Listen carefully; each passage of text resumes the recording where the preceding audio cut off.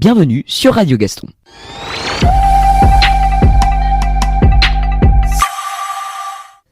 Cette semaine, nous allons parler du Festival de Cannes.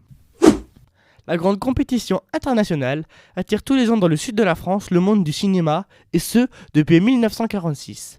Le 70e Festival de Cannes se tient au Palais des Festivals et des Congrès du 17 au 28 mai, sous la présidence de Greta Gerwig. Quelle est l'origine du festival ? Le Festival de Cannes a été créé en réaction à la Mostra de Venise, première compétition internationale dédiée au 7e art, qui en juillet 1938 couronne, sous la pression du dictateur allemand Adolf Hitler, le documentaire nazi Les Dieux du Stade, de Leni Riefenstahl, et aussi le film italien Luciano Serra, pilote de Goffredo Alancedrini. En France, on pense alors organiser un festival affranchi des contraintes des pays totalitaires et à destination des démocraties libres. À l'automne 1938, Jean Zay, alors ministre de l'Éducation nationale français, et Albert Sarraut, ministre de l'Intérieur, soutiennent l'idée d'un festival de cinéma.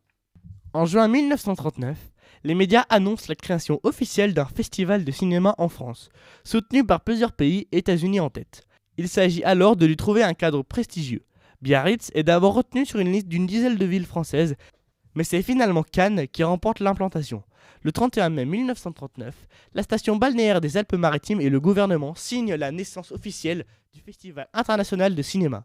De quand date le premier festival ? Le premier festival de Cannes devait initialement se tenir du 1er au 20 septembre 1939 dans la salle du casino municipal. Mais le 1er septembre 1939, les Allemands envahissent la Pologne. Le 3 septembre, la guerre est déclarée et le festival ne peut pas avoir lieu. Il faudra attendre 7 longues années et la sortie de la guerre pour qu'il voit finalement le jour. La première édition effective remonte donc à 1946. Elle se tient du 20 septembre au 5 octobre. 18 pays sont représentés dans la sélection officielle contre 35 en 2022. À l'époque, certaines stars arrivent en hydravion. Le prix du jury international et celui de la mise en scène couronnent La Bataille du Rail de René Clément. L'actrice française Michèle Morgan reçoit le Grand Prix international de la meilleure interprétation féminine pour son rôle dans la symphonie pastorale de Jean Delannoy. Qu'est-ce que la Palme d'Or ? C'est le prix le plus prestigieux du Festival de Cannes. Une palme par référence aux armoiries de la ville et à ses palmiers. Elle n'a pas été dessinée par Cocteau, comme le veut la légende, mais par la joaillerie Suzanne Lazon. 70 ans d'histoire du cinéma ont vu défiler réalisateurs et stars les plus prestigieux et des palmes ont été remises, couronnant des chefs-d'œuvre du monde entier. Mais cela n'a pas toujours été le cas. De 1947 à 1954, un seul Grand Prix et des prix secondaires sont attribués en fonction de la qualité des films par un jury exclusivement composé de personnalités françaises. C'est en fait à partir de 1955 qu'un jury composé de personnalités étrangères et appartenant au cinéma décerne la première Palme d'Or de l'histoire du festival au film Marty de Delbert Mann. Pour les 70 ans du Festival de Cannes, la Palme d'Or sera sertie de diamants. Ce trophée de la maison Chopard, d'une valeur de plus de 20 000 €, est offert par la célèbre maison de joaillerie en échange d'un partenariat. Le festival a-t-il toujours eu lieu depuis 1946 ? Le festival a en fait été parfois annulé ou interrompu.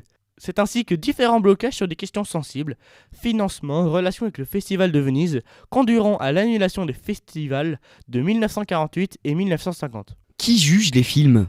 S'agissant de la sélection officielle, un jury prestigieux présidé par la réalisatrice scénariste américaine Greta Gerwig. Il est composé de 8 professionnels du cinéma, 4 hommes et 4 femmes, dont l'actrice française Eva Green, l'actrice américaine Lily Gladstone ou encore le producteur et acteur Omar Sy. Le palmarès sera révélé aujourd'hui au cours de la cérémonie de clôture, à l'issue de laquelle sera projetée la Palme d'Or en présence de l'équipe du film récompensé. A bientôt pour de nouveaux podcasts sur Radio Gaston.